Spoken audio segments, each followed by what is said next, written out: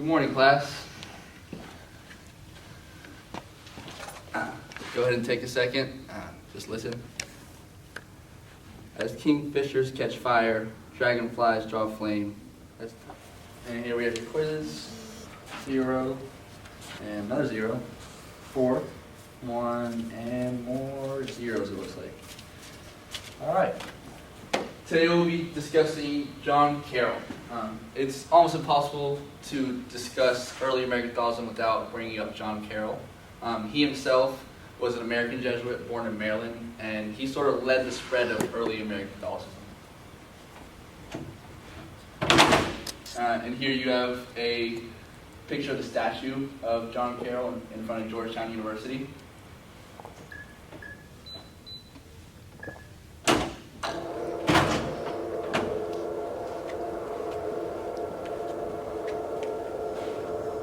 And here's a timeline of his life. He was born January 8th, 1735, to a wealthy family in Upper Marlboro, Maryland. Many of his relatives went on to be politicians in the newly formed United States of America. 1747, he went to Jesuit Bohemian Manor Academy, where he started his schooling. Later, he went to St. Omer's College in Belgium. In Belgium, he studied for 26 years, both teaching and learning as a Jesuit. 1753, he actually joined the Society of Jesus, and through his teaching, through his learning, he became an ordained priest in 1769. Flash forward to 1774, there's the suppression of the Jesuits, and for that reason he moves back to Maryland and starts doing mission work in both Maryland and Virginia. Notably, he went with Benjamin Franklin and his cousin to Canada to discuss an alliance with France in the American Revolution. Then he is appointed to be the superior of the missions, which makes him the leader of the missions which he is a part of. 5 years later, he becomes the first bishop of the United States of America. He becomes a bishop of Baltimore. And the first kind of thing he's doing as bishop is he's advocating for actual freedom of religion. In some states, Catholics had restrictions on how they could practice their religion, so that was the first battle he kind of fought. 1791, he gives the first diocesan synod in America.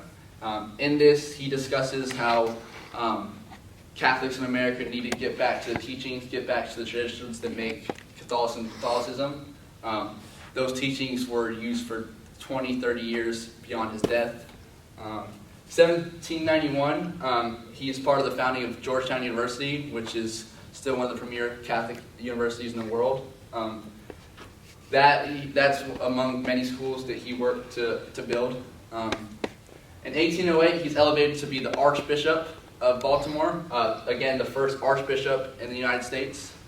And then after he does his work as an Archbishop throughout the years, he dies December 3rd of 1815 in Baltimore.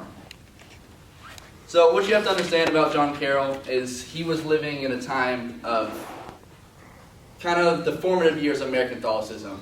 As leader, American Catholicism blossomed to a large national church from the small little communities it was before him.